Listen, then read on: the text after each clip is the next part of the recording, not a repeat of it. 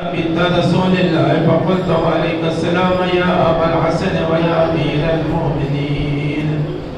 فقال يا فاطمة إني أشم عندك رائحة طيبة كأنها رائحة أخي وابن عم رسول الله صلى الله عليه وآله. فقلت نعم وهو معامل لديك قاتل الكسائي. فأقبل علي نعم الكسائي وقال السلام عليك يا رسول الله أتأذن لي أن أكون معكم تحت الكسائي؟ قال له عليك السلام يا أخي ويا وسيء وخليفتي وصاحب لوائي قد أذنت لك. فدخل علي تحت الكساء. اللهم صل على محمد وآل محمد. ثم أتيت نحو الكساء وقلت السلام عليك يا أبتاه يا رسول الله أتأذن لي أن أكون معكم تحت الكساء؟ قال وعليك السلام يا بنتي ويا بزعتي قد أذنت لك. فدخلت تحت الكساء. فلما اكتملنا جميعا تحت الكساء أخذ برسول الله بطرف الكساء وأومع بيد اليمنى إلى السماء وقال اللهم إن هؤلاء أهل بيتي وخاصتي وعامتي لحمهم لحمي ودمهم دمي يؤلمني ما يؤلمهم ويعزلني ما يعزلهم. أنا هدم لمن حاربهم وسلم لمن سالمهم وعدو لمن عاداهم ومحب لمن عاقهم إنهم مني وأنا منهم. فاجعل سلاماتك وبركاتك ورحمتك وغفرانك ورضوانك علي وعليهم وأذهب عنهم الرجس وطهرهم تطهيرا. اللهم صل على محمد وآل محمد. فقال الله عز وجل يا ملائكتي ويا سكان سماواتي إني ما خلقت السماء مبنية ولا أرضا مدحية ولا قمرا منيرا ولا شمسا مضيئا ولا فلكا يدور ولا بحر يجري ولا فلكا يسري إلا في محبة هؤلاء الخمسة الذين هم تحت الكساء.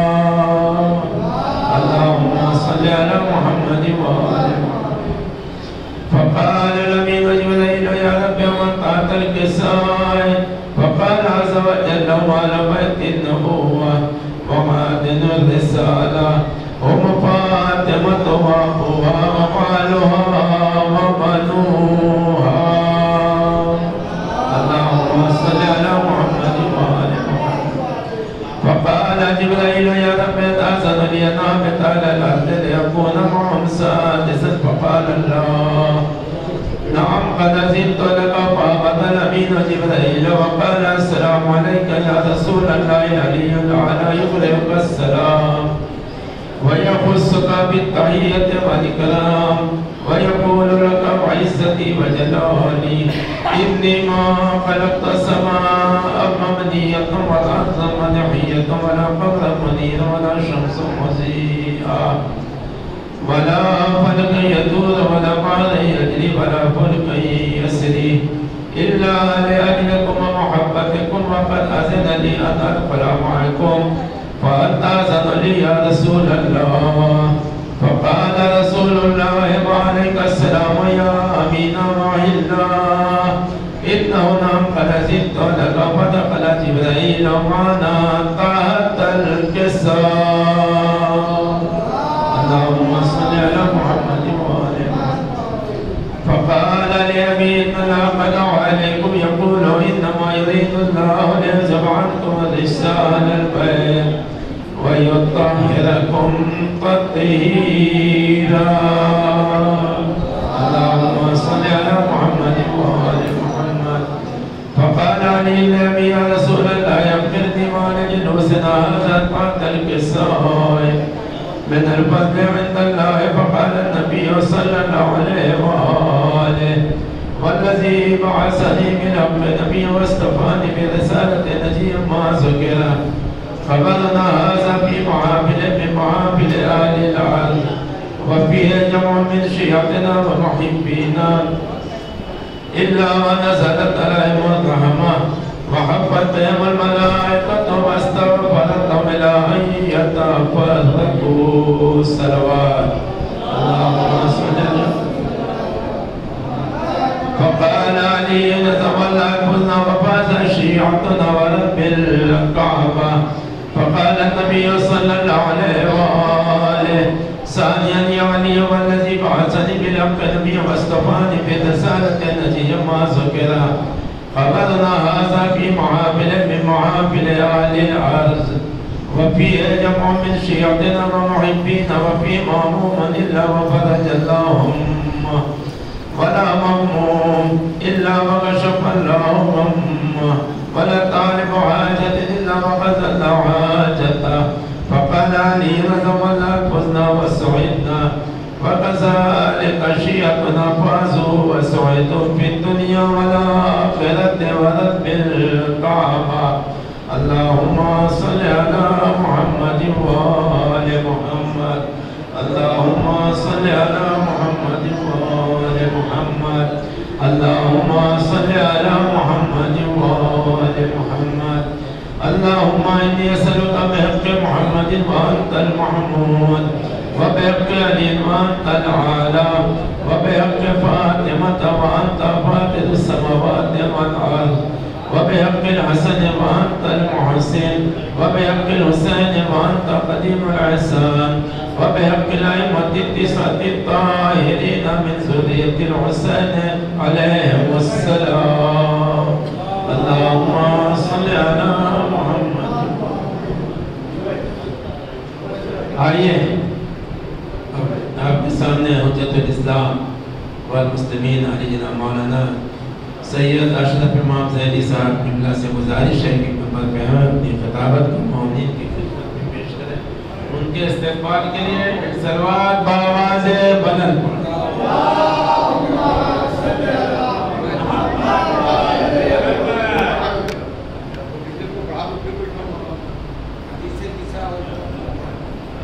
زیادہ یہی پڑھتے ہیں.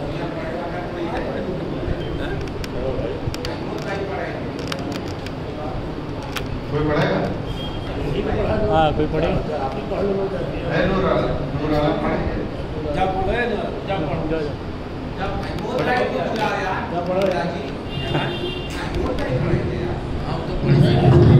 ارے ان کو بیٹھا دیا 10 منٹ زیادہ پڑھا.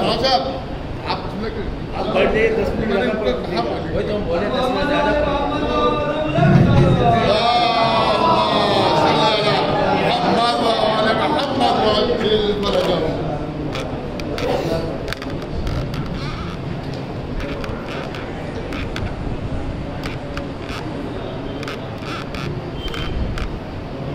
رحم اللہ مائیتا اللہم صلی اللہ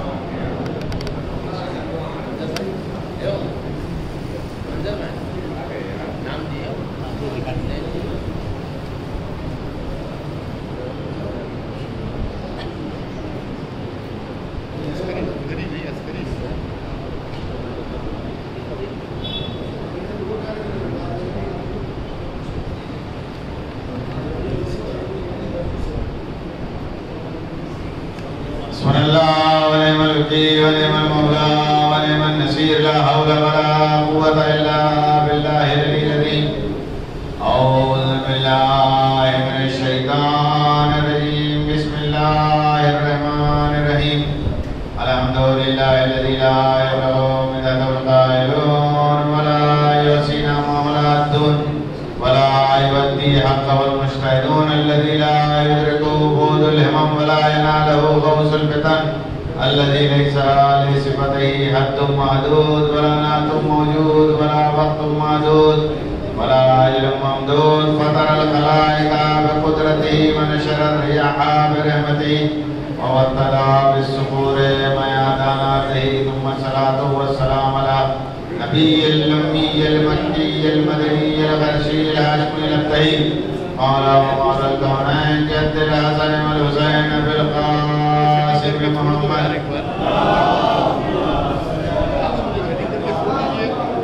لا سيما مع ابن عمه ووليه ووزيره واخيه غالب كل غالب مطلوب كل طالب مولانا علي بن ابي طالب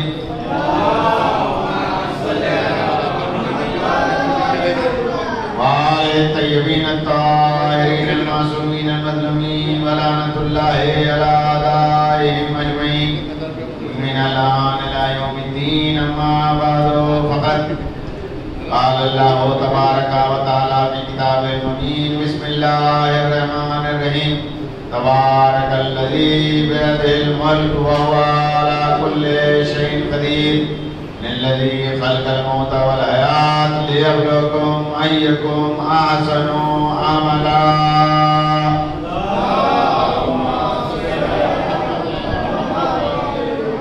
آپ ذرا سے التماس ہے مرتبہ سورہ ہم 3 مرتبہ سورہ توحید کی تلاوت کر کے مرحومہ عذرا عسکری بنت مختار حسین مرحوم محمد عسکری ابن اعجاز حسین کی روح کو اصال ہے.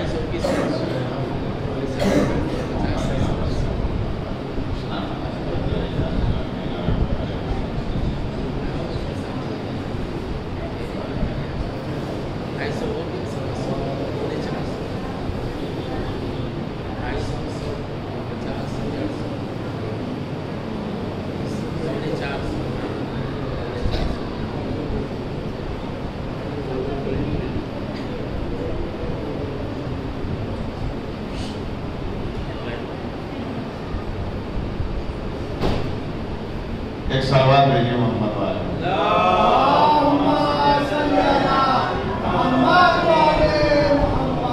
حاضرین گرام قدر، پروردگار عالم نے اپنی بادشاہت کا اعلان کیا ہے اور اپنی ملوکیت کا اعلان کیا ہے کہ میں ہی بادشاہ ہوں اور میں ہی اس ملک کا مالک ہوں.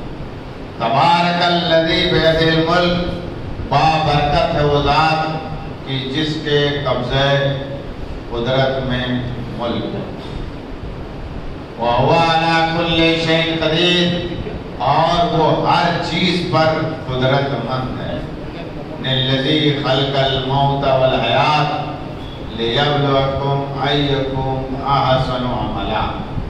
ہم نے موت اور حیات کو اس لیے پیدا کیا ہے تاکہ معلوم ہو سکے کہ تم میں سے بہترین عمل کرنے والا کون ہے.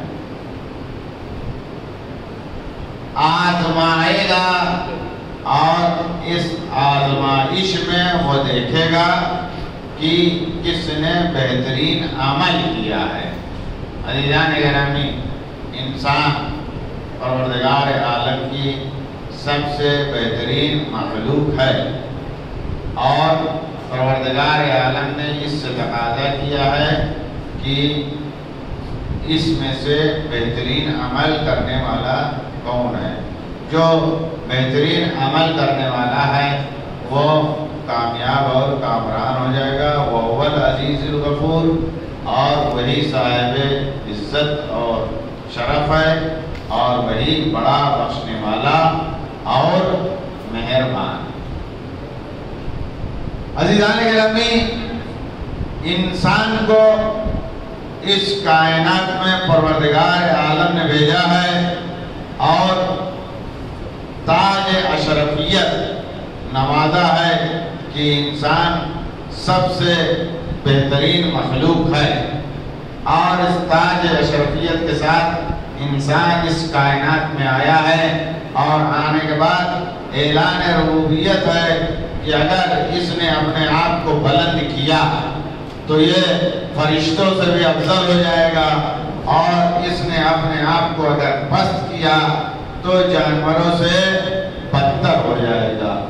یہ عزیزان گرامی انسان کو اختیار دیا گیا ہے، وہ مختار ہے کہ وہ اپنے آپ کو بلند کرے اور اتنا بلند کرے کہ فرشتوں سے افضل ہو جائے، یا اپنے آپ کو اتنا پست کرے کہ جانوروں سے بدتر ہو جائے۔ عزیزان گرامی، جب انسان اپنے آپ کو بلند کرتا ہے تو اتنا بلند ہو جاتا ہے کہ اگر زبان سے نکل جائے کہ تمہارے کپڑے درزی کے پاس ہیں تو جنت کا رضوان بے چین ہو جاتا ہے کہ ہم زمین کی طرف چلے آئیں۔ صلوات بھیجئے محمد والے۔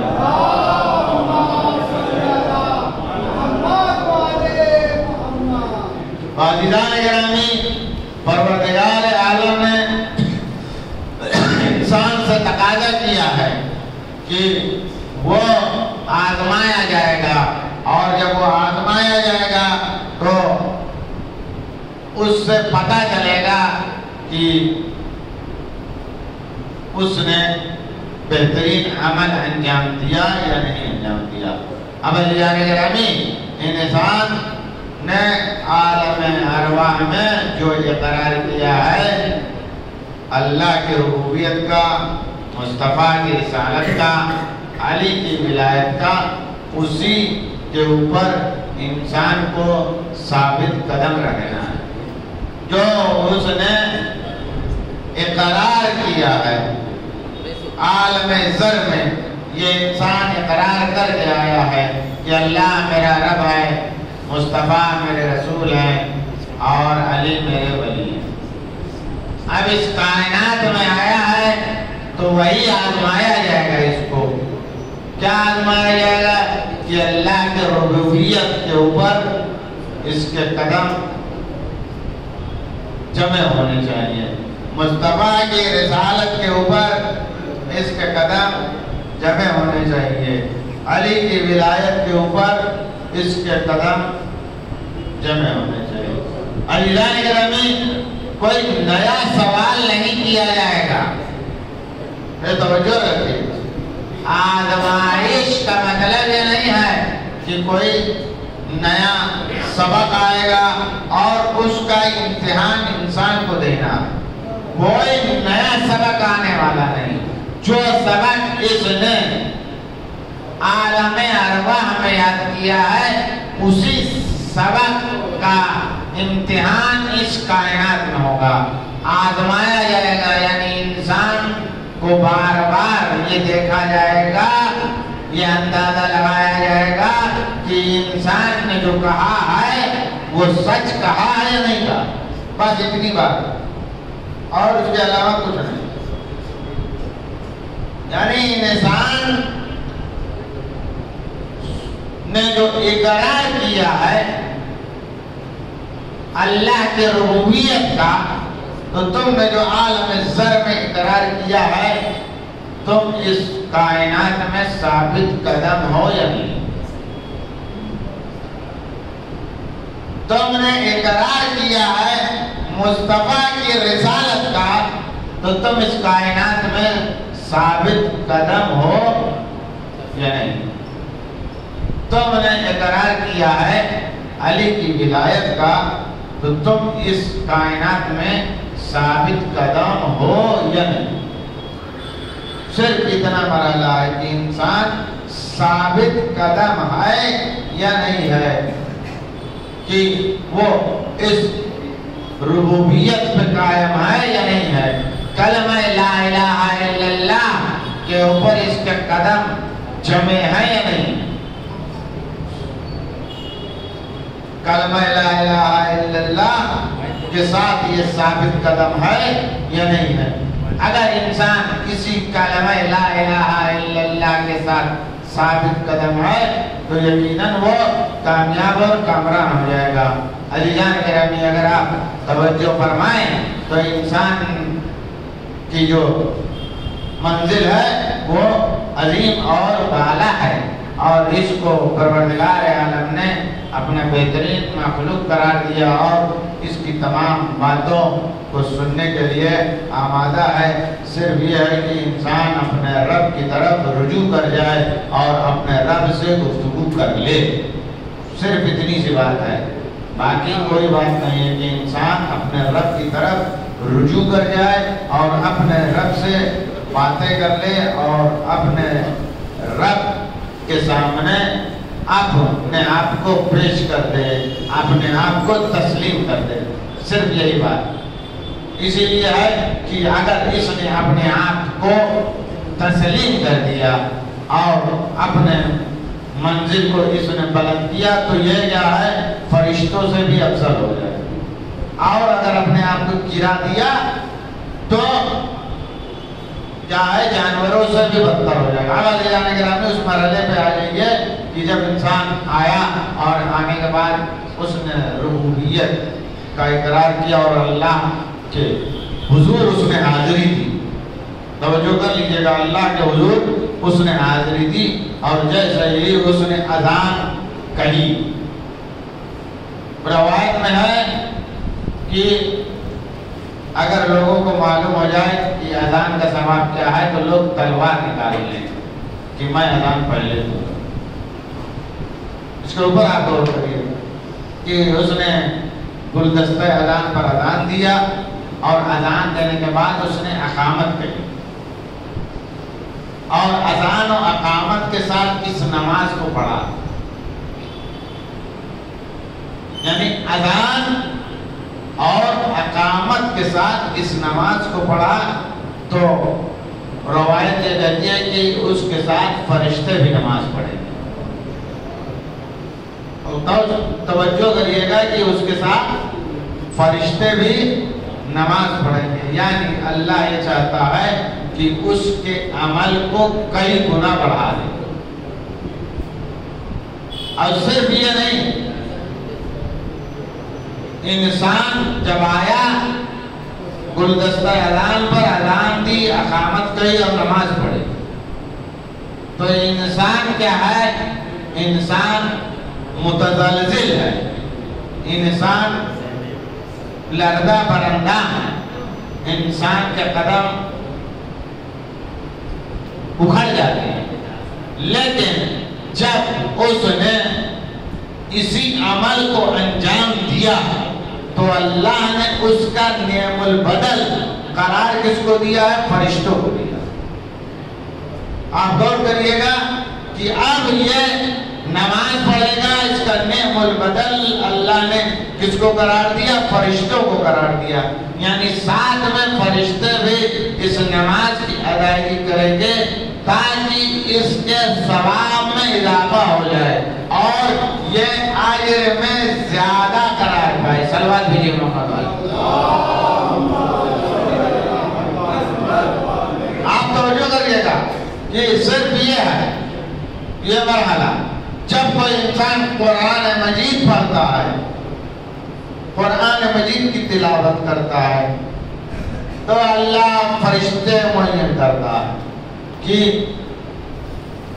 انسان کیا ہے، قرآن مجید پڑھے تو فرشتے معین ہوتے ہیں تاکہ یہ فرشتے بھی اس کے لیے استغفار اور توبہ کرتے ہیں۔ یعنی یہ انسان کیا ہے، انسان کی کوئی حیثیت اور وقار نہیں ہے اس کے عمل کی، تو اس کے ذریعے سے نعم البدل پروردگار عالم نے قرار دیا کہ فرشتے اس کے لیے استغفار اور توبہ کرتے ہیں۔ یہ ہے مرحلہ کہ انسان کیا ہے، عمل کو انجام دے گا اور قرآن مجید کیا ہے پڑھے گا تو وہ فرشتے نعم البدل قرار پائیں گے۔ پھر مرحلہ یہ آتا ہے کہ انسان جب آگے کے مرحلے پر پہنچتا ہے تو اسی چیز کا پھر تذکرہ ہوتا ہے کہ انسان جب زیارت امام حسین علیہ السلام کے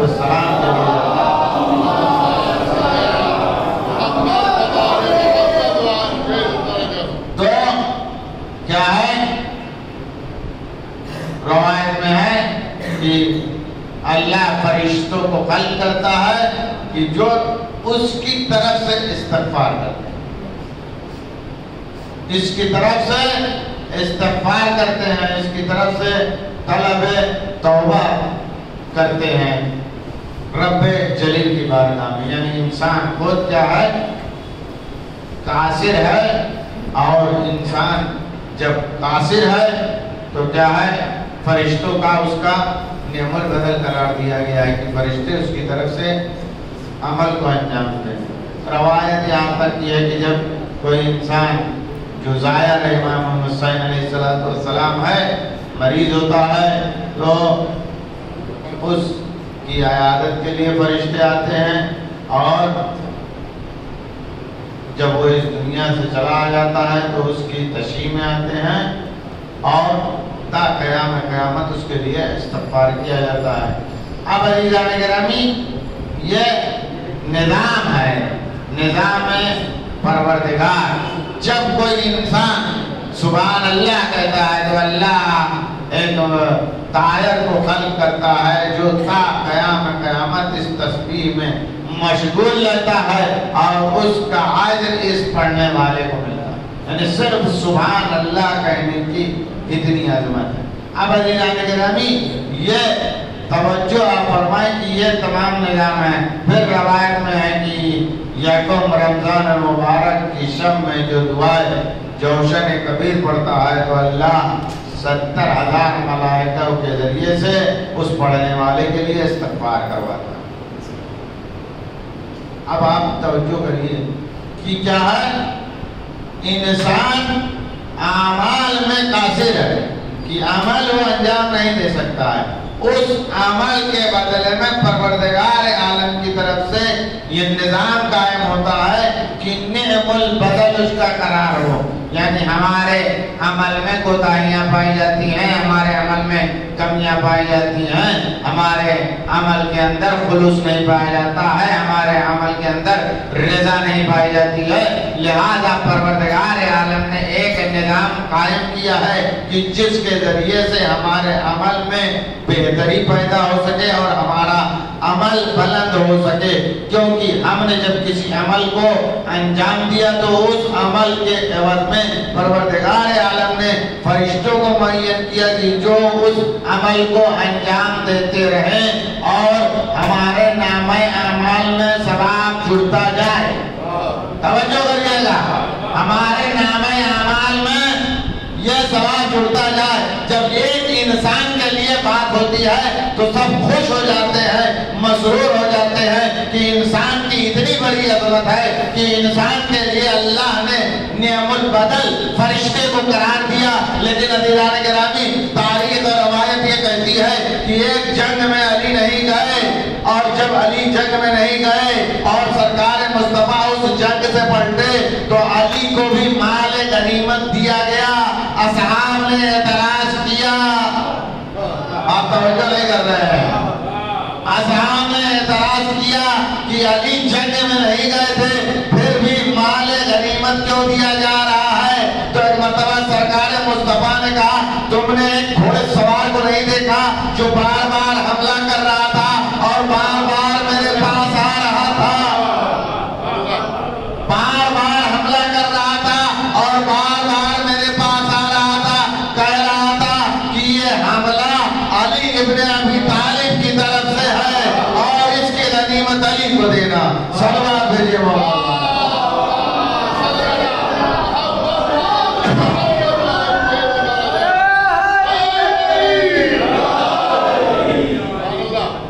عزیزان گرامی، یہ ہے ایکم احسن عملا کہ بہترین عمل، انسان کیا ہے بہترین عمل، اور بہترین عمل کیا ہے صرف اور صرف ارادے کا نام ہے۔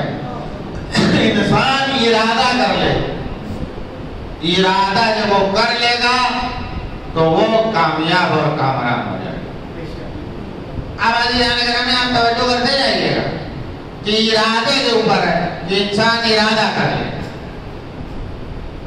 ارادہ کہ ہم اپنے ارادے پہ ثابت قدم ہیں، اللہ کی توحید کے اوپر اپنے پیر کو جمائے ہوئے ہیں، مصطفیٰ کی رسالت کے اوپر اپنے پیر کو جمائے ہوئے ہیں، علی کی ولایت کے اوپر اپنے پیر کو جمائے ہوئے ہیں۔ رمضان المبارک کا مہینہ ہے، انفاسکم تسبیح، تمہارے سانسیں تسبیح ہو جاتی ہیں اور تمہارا سونا تسبیح ہو جاتا ہے۔ ہاں اس مہینے میں انسان اگر سوئے تو وہ یہ جو سانسیں ہیں وہ تسبیح ہو جاتی ہیں، عام انسان کی تسبیح ہو جاتی ہیں۔ ایک عام انسان کی سانسیں تسبیح ہو جاتی ہیں، اور ظاہرہ تسبیح پڑھے اور فرشتے آئیں گہوارے جنبانی کریں، اور جو یہ رہا کہ ہمارے جو انفاس ہیں وہ تسبیح ہو جاتے ہیں اس مہینے میں انسان کی۔ ہماری کیا حیثیت، نہ ہمارے قول کا پتہ ہے، نہ فعل کا پتہ ہے، نہ خلوص کا پتہ ہے، لیکن ہم اتنے معتبر ہو جاتے ہیں اس مہینے میں آنے کے بعد کہ ہماری سانسیں تسبیح ہو جاتی ہیں۔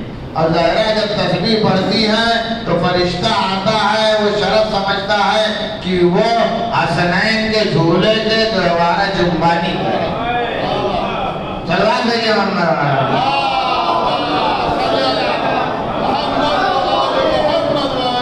تو یہ انسان کے لیے شرف و کرامت ہے رب جلیل کی طرف سے کہ وہ اپنے آپ کو بلند کرے گا تو اتنا بلند ہو جائے گا کہ اس کی سانسوں کو ہم تسبیح بیان کر دیں گے کہ اس کی یہ عظمت پائی جاتی ہے، یہ بلندی پائی جاتی ہے۔ عزیزان گرامی، انسان صرف اور صرف اس مرحلے میں اگر اپنے آپ کو ثابت قدم رکھے گا کہ وہ اللہ کی اس توحید کے اوپر قائم ہے، متزلزل نہیں ہے، کسی بھی عالم میں اس نے اپنے قدم کو جمائے رکھا ہے، تو یقیناً کامیابی اور کامرانی اسی کے لیے ہے۔ اور عزیزان گرامی، آپ یہ مہینہ رمضان المبارک کا ہے، روایت یہ کہتی ہے کہ ہمارے جیسا انسان اگر روزہ رکھ لے گا تو اللہ نے جنت کا ایک دروازہ قرار دیا ہے، اس کا نام ہے ریان۔ انسان کیا ہے؟ ضیوف الرحمان قرار پایا ہے، اور جنت کے دروازے کا نام ہے ریان، اور اس دروازے سے وہی لوگ داخل ہوں گے جو اہل صیام ہوں گے۔ جنت کا ایک اسپیشل گیٹ ہے اور اس کا نام ہے ریان، اس میں سے کوئی داخل نہیں ہوگا، صرف اور صرف کون داخل ہوگا؟ وہ لوگ کہ جنہوں نے روزے رکھے، بھوکے رہے۔ ہر عبادت کا اپنا سلیقہ طریقہ ہے۔ نماز اس لیے فرض ہے کہ استقبال ختم ہو جائے، تم زمین کے اوپر آئے کہ نہ چلو۔ اور توجہ کریے گا، غرور اور نخوت ختم ہو جائے، تم اپنی اس پیشانی کو جب اس خاک پر رکھ دو گے تو تم نے اپنے آپ کو میری بارگاہ میں پیش کر دیا۔ اللہ کو غرور و تکبر پسند نہیں، غرور و تکبر۔ انسان اپنے اس جبین کو بار بار اس کی بارگاہ میں اس لیے خم کرتا رہے تاکہ استقبالیت ختم ہو، غرور ختم ہو، نخوت ختم ہو، کیونکہ ہم اللہ کے مقابلے میں نہیں ہیں، ہماری کوئی حیثیت نہیں۔ ہم نے اپنے سر کو رکھا ہوگا، انا عبدک الضعیف الذلیل الحقیر المسکین المستقیم، ہماری کوئی حیثیت نہیں ہے، ہمارا کوئی مقام نہیں ہے، ہم تیری بارگاہ میں حاضر ہو گئے، ہم تب سب سے خراب آدمی ہیں۔ انا عبدک الضعیف، کمزور، ذلیل، حقیر، تیری بارگاہ میں آ گئے ہیں، اور اب تیرا کام ہے کہ تم مجھ کو اپنا ہے۔ اب عزیزان گرامی ہے دوسرا مرحلہ ہے کہ روزہ صوم جو ہے، صوم کیا ہے؟ اخلاص کے لیے کہ انسان مخلص ہو جائے۔ روزہ رکھتا ہے تو کسی کو بتاتا تو نہیں ہے کہ ہم روزے، اس کے ہونٹ خشک ہو رہے ہیں، گلے میں پھندا پڑ رہا ہے، لیکن پیاس کی شدت محسوس ہو رہی ہے، بھوک سے وہ کلیجہ اس کا کباب ہو رہا ہے، لیکن وہ ان تمام مشکلات کو برداشت کر رہا ہے، اس لیے صرف اپنے رب کے لیے، کس کے لیے؟ اپنے رب کے لیے اس نے اپنی آپ کو اس مشکل میں ڈالا کہ اس کی زبان خشک ہو رہی ہے، ہونٹ خشک ہو رہے ہیں، حلق میں پھندا پڑ رہا ہے، پیاس کی شدت ہے اور بھوک سے جگر کباب ہو رہا ہے، لیکن ان تمام مشکلات کو وہ اس لیے برداشت کر رہا ہے تاکہ رب کی بارگاہ میں سرخرو ہو جائیں۔ عزیزان گرامی، جب انسان اس مرحلے پہ پہنچتا ہے تو اللہ کہتا ہے کہ اس نے اپنے آپ کو میرے سامنے پیش کر دیا ہے، اس لیے اس کی سانسیں تسبیح ہو گئی ہیں، اور ہم نے ہر لمحہ اس مہینے میں اس کے لیے قرار دیا ہے کہ اس کی دعاؤں کو ہم قبول کر لیں گے، اور اس کے لیے جنت میں ایک دروازہ رکھیں گے جس کا نام ہے ریان۔ آپ نے روزہ رکھا، آپ نے مغرب ہوئی افطاری کھا لی، لیکن کچھ ایسے لوگ ہیں کہ جنہوں نے روزہ رکھا اور افطار کے وقت کوئی یتیم آیا اور دکل باب کیا کہ میں بھوکا ہوں، آپ نے جو کھایا اپنا مال کھایا، لیکن یہ وہ روٹی ہے جو قرض لے کے آئی گئی، یہ گیہوں قرض کا ہے اور اس سے روٹی بنی ہے، اور روٹی بننے کے بعد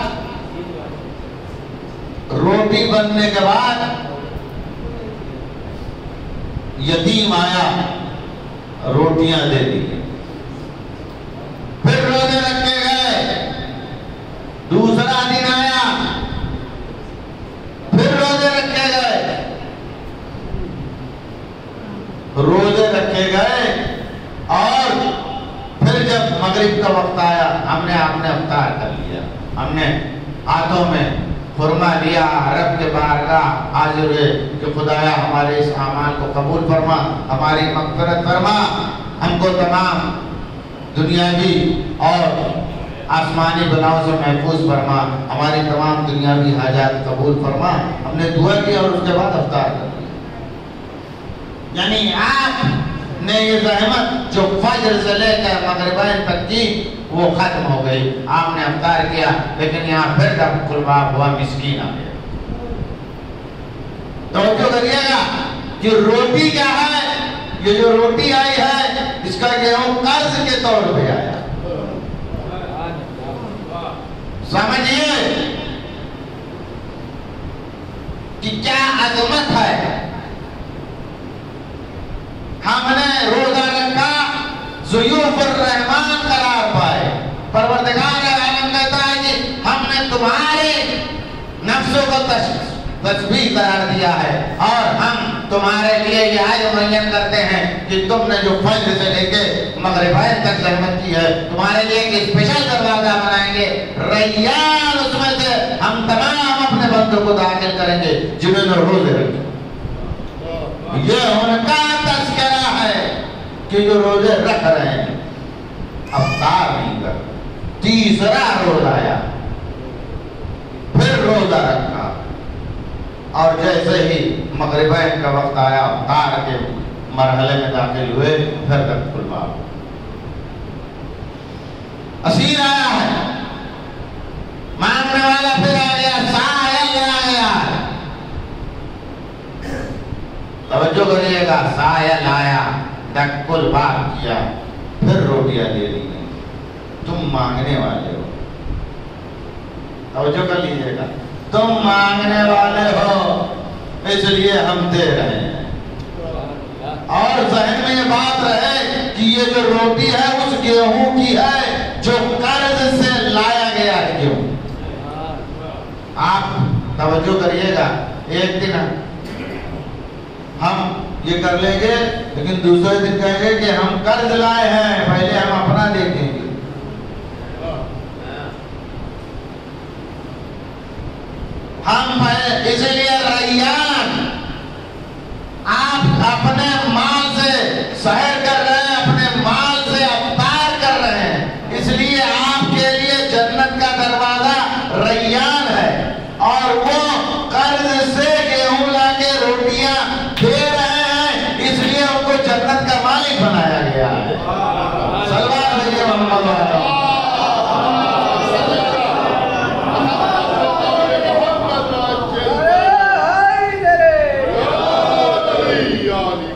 جنت کا مالک بنایا گیا ہے، کوثر کا مالک بنایا گیا ہے، سلسبیل کا مالک بنایا گیا ہے، تمام نعمتوں کو پروردگار عالم نے اہل بیت کے سامنے پیش کیا، اور یہی وہ مظہر ہے کہ رب جلیل جو پیش کرنا چاہتا ہے اپنے بندوں کے سامنے کہ قل یا عبادی الذین اسرفوا علی انفسہم لا تقنطوا من رحمت اللہ ان اللہ یغفر الذنوب جمیعا انہ هو الغفور الرحیم۔ تم میرے بندے ہو، تم نے مجھ سے دوری اختیار کی ہے، تم مجھ سے فرار اختیار کر رہے ہو، لیکن میں جانتا ہوں کہ تم میرے بندے ہو، تم فرار اختیار نہیں کر سکتے ہو، تم کہیں جا نہیں سکتے ہو، تم پریشان ہو سکتے ہو، تم مزمحل ہو سکتے ہو، تم حیران ہو سکتے ہو، تمہاری تمام حالات سے میں باخبر ہوں، پھر بھی میں کر رہا ہوں قل یا عبادی الذین اسرفوا علی انفسہم، اے میرے بندو تم اپنے نفسوں کے اوپر زیادتی کر چکے ہو، لا تقنطوا من رحمت اللہ، اللہ کی رحمت سے تم مایوس نہ ہو، تم میری جانب پلٹ آؤ، ان اللہ یغفر الذنوب جمیعا، پروردگار عالم ہی ہے جو تمہارے تمام گناہوں کو بخش دے گا، انہ هو الغفور الرحیم، وہی سب سے زیادہ بخشنے والا ہے اور وہی سب سے زیادہ مہربان ہے۔ توجہ کریے گا کہ انسان کو چاہیے کہ اپنے رب کی بارگاہ میں پڑھتے، کہ رب کی بارگاہ میں پلٹنے کے بعد کہے کہ استغفر اللہ واتوب، میں نے گڑبڑی کی، میں غلط تھا، میں اعتراف کرتا ہوں، میں نادم ہوں۔ اللہ کو یہ پسند ہے کہ انسان اظہار ندامت کرے، اسی لیے قرآن میں اعلان ہے سورہ یونس میں کہ اگر جناب یونس تسبیح کرنے والوں میں سے نہ ہوتے تو اللہ تا قیامت آپ کو مچھلی کے بطن میں رکھتا، پیٹ میں رکھتا۔ لا الہ الا انت سبحانک انی کنت من الظالمین۔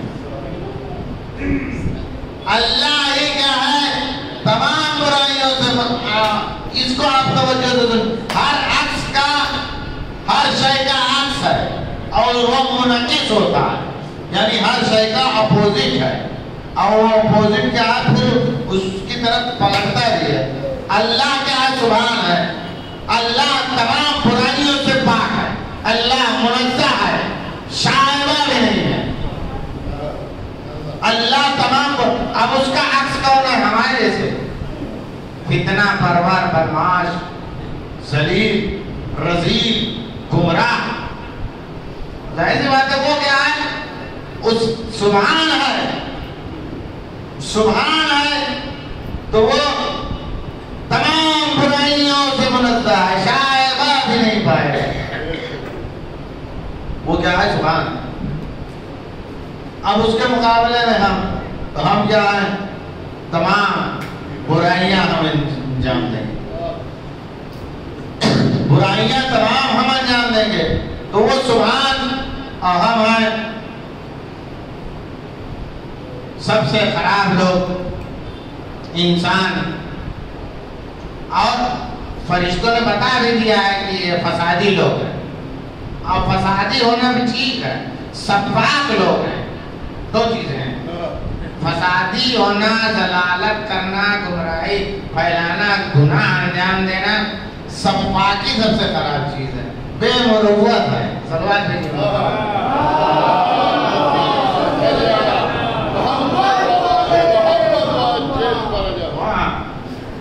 یک سے دو فساد پھیلائیں گے وہ تو ٹھیک ہے، ان کا کام ہی ہے کہ فساد پھیلانا، گمراہی پھیلانا، تمام برائیاں انجام دیں، لیکن ساتھ میں کیا سفاک بھی ہیں، یعنی بے مروت ہے۔ بے مروت بڑا خراب ہوتا ہے کہ ان کے اندر بے مروتی بھی پائی جاتی ہے، اور جب بے مروت ہو جاتے ہیں تو کتنے بے مروت ہوئے کہ آدم کے ایک بیٹے نے دوسرے بیٹے کا قتل کر دیا. صلوات بھیجیے محمد علیہ.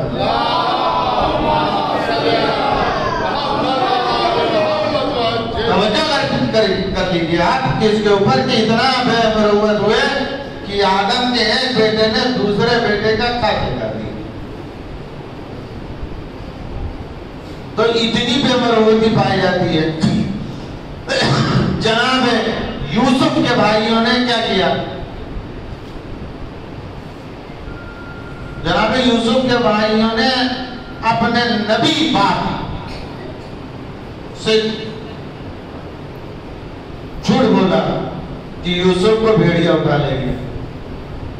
اور جناب یوسف اور یعقوب میں برسوں جدائی رہی. آپ جریا کرتے رہے پھر بھی انہوں نے نہیں بتایا, رحم نہیں آیا. آپ توجہ کریے کہ بے مروتی کا عالم دیکھیے. جب معاملہ پھنس گیا تو بتایا. یہ اس واقعے سے سمجھیے کہ جناب یوسف کا جب معاملہ پھنس گیا, بنیامین گرفتار ہو گئے, تب آگے بتایا کہ معاملہ تو پھنس گیا. صلوات بھیجیے محمد علیہ.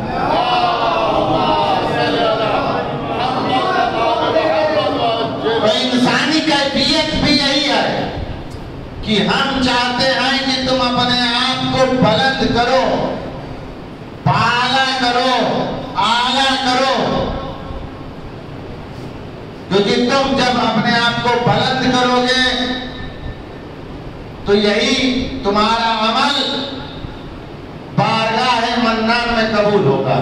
وہ سبحان ہے, تمام برائیوں سے منزہ ہے, لیکن ان تمام برائیوں سے وہ منزہ ہونے کے بعد تمہارے جیسے گنہگار کو بھی قبول کرنے کے لیے تیار ہے. جیسے ہی تم اپنی آپ کو انا عبدک الضعیف الذلیل حقیر المسکین المستقیم کہہ کے اس کے بارگاہ میں حاضر ہوئے, شب آئی اور شب کی تاریکی میں تم نے مصلی عبادت بچھا دیا اور 2 رکعت نماز پڑھی, تو اللہ اپنے فرشتوں سے مخاطب ہو کے کہتا ہے کہ دیکھو یہ تھا بہت بدترین, یہ تھا بہت ذلیل, یہ تھا بہت گمراہ, یہ بہت بے ایمان تھا, لیکن دیکھو جیسے ہی رات ڈھلی اپنے آپ یہ میری طرف پلٹ آیا ہے. صلوات بھیجیے محمد علیہ.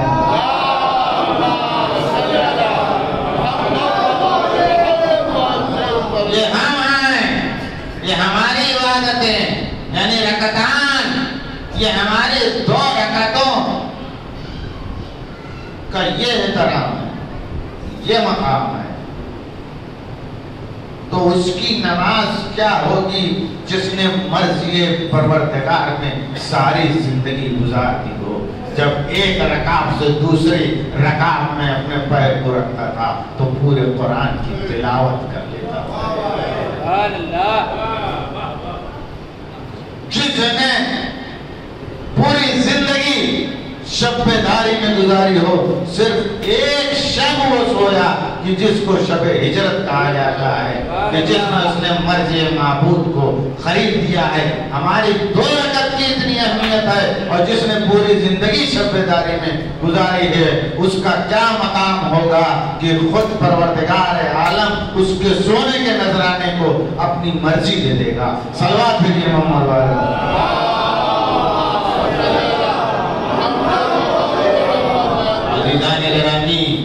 یہی وہ مقام ہے, یہی وہ مرتبہ ہے جو اس خاندان رسالت معاف کو عنایت کیا گیا.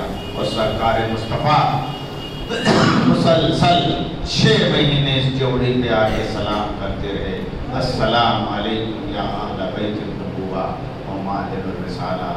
لیکن ارباب ازا تاریخ یہ کہتی ہے کہ ابھی مصطفیٰ کا کفن بھی میلا نہ ہوا تھا کہ لوگ آگ اور لکڑیاں لے کر اس جوڑی پہ جمع.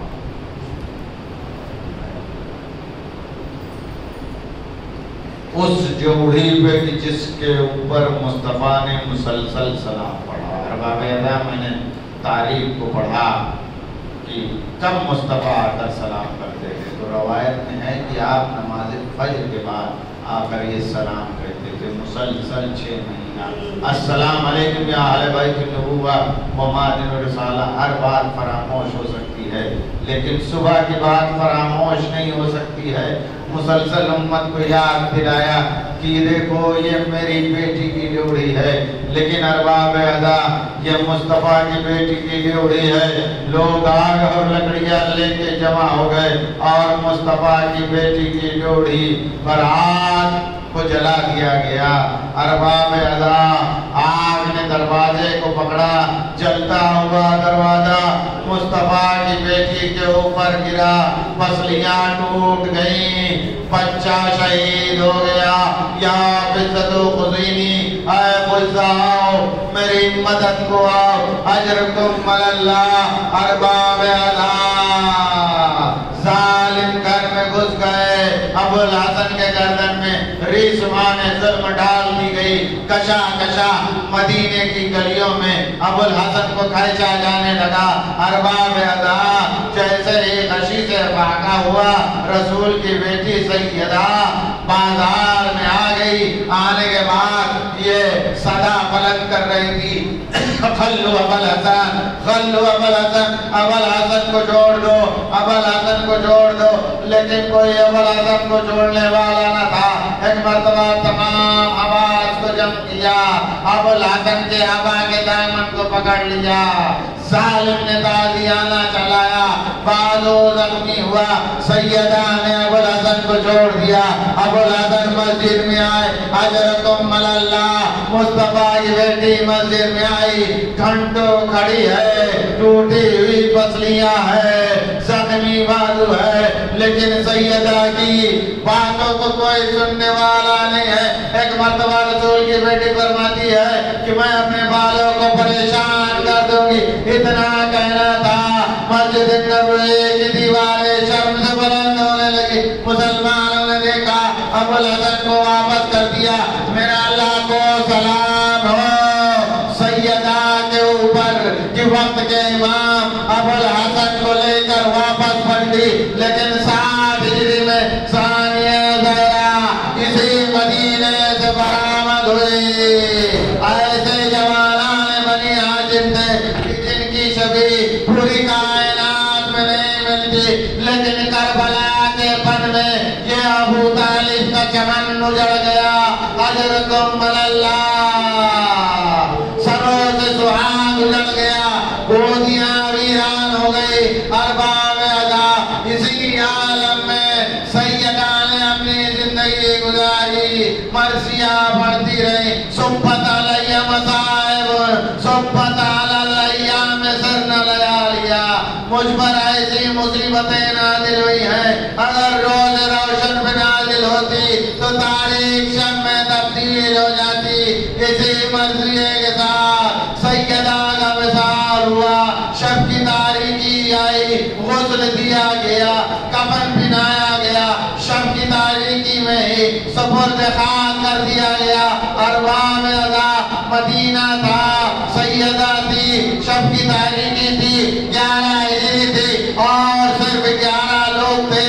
ارباب ادا 40 ہجری میں مصطفیٰ کا جنازہ کوفے میں اٹھا، شب کی تاریکی، 5 لوگ، حسن اور حسین پیچھے سے کاندھا دیے ہوئے تھے، آگے سے کوئی کاندھا دینے والا نہ تھا۔ ارباب ادا 50 ہجری حسن مصطفیٰ کا جنازہ، تیروں کی بارش تھی، حسن کا جنازہ تھا۔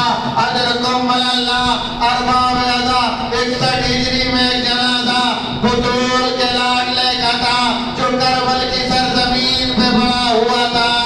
حکم دیا جا رہا تھا نعل بندی کی جائے، السلام علی مغسل بدم الجراح، سلام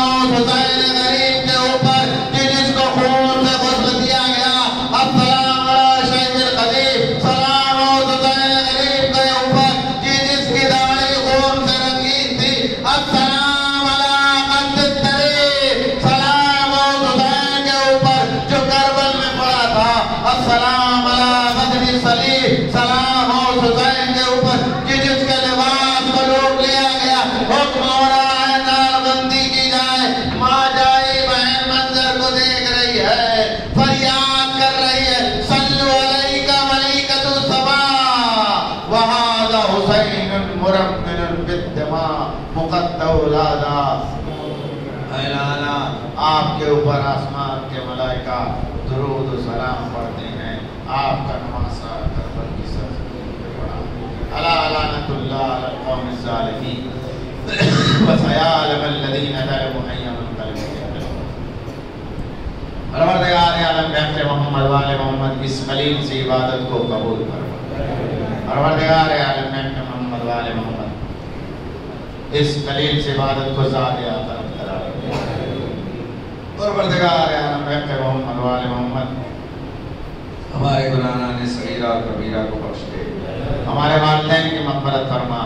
ہمارے مرحومین کی مغفرت فرما. ان کے درجات میں بلندی عنایت فرما. جوار معصومین میں جگہ عنایت فرما. صبر اہل بیت کا مہمان قرار دے. خصوصاً جس مرحومہ اور مرحوم کے لیے مجلس عزا منعقد ہے ان کی مغفرت فرما. ان کے درجات میں بلندی عنایت فرما. جوار معصومین میں جگہ عنایت فرما.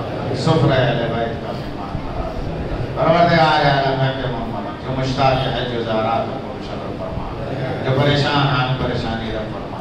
جو مریضوں کو شفائے کاملہ عاجلہ عنایت فرما.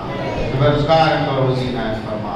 جو برسر روزگار ان کے رزق میں خیر و برکت عنایت فرما. پروردگار عالم ہے کہ محمد والد جو بے اولاد ان کو اولاد نرینہ کی نعمت عنایت فرما. پرچم اسلام کو سربلند اور پرچم کفر کو سرنگو فرما. ظالمین کو نیز کو نابود فرما. پروردگار عالم ہے کہ محمد والد حاضرین و بانیان کی دلی حاجات مستجاب فرما. تمام مشکلات رفع فرما. کہ رزق میں خیر و برکت عنایت فرما. کہ تمام دینار آسمانی بلاؤں سے محفوظ فرما. پروردگار عالم ہے کہ محمد والد ظالمین کو نیز کو نابود فرما. پرچم اسلام کو سربلند اور پرچم کفر کو سرنگو فرما.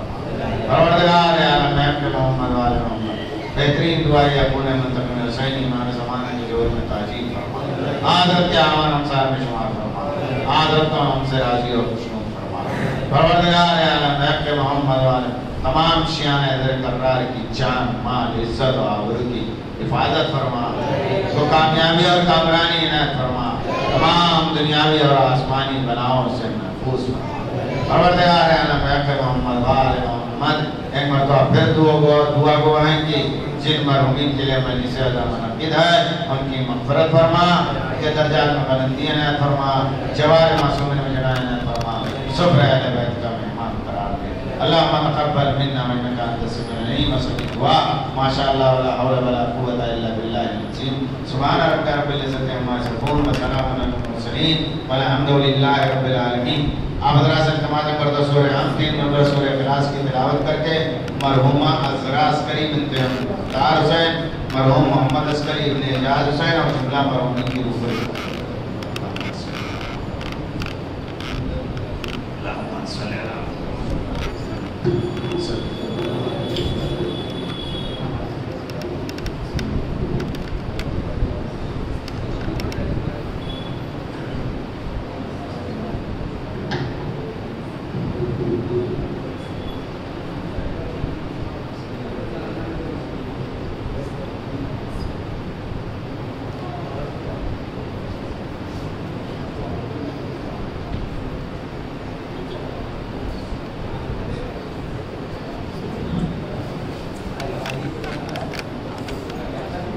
السلام علیکم یا ابا عبداللہ. السلام علیکم ابن رسول اللہ. السلام علیکم علی دین الحبیب. السلام علیکم علی ام الحبیب. السلام علیکم جمیع الشہداء کربلا ورحمۃ اللہ وبرکاتہ. السلام علیکم یا مولایا یا غریب الغرباء. السلام علیکم یا معین الضعفاء والفقراء. السلام علیکم یا شمس الشموس. السلام علیکم یا انیس النفوس. السلام علیکم یا مغیث الشرک والزوال فی یوم الجزاء. السلام علیکم سلطان العرب والعجم یا ابا الحسن علی بن موسیٰ رضا ورحمۃ اللہ وبرکاتہ. السلام علیکم یا مولانا یا صاحب الارض والسمان. الامان الامان الامان. السلام علیکم یا غریب الرحمن. السلام علیکم یا محمد سمجھان. السلام علیکم یا مدن الایمان. السلام علیکم یا شریف القرآن. السلام علیکم یا امام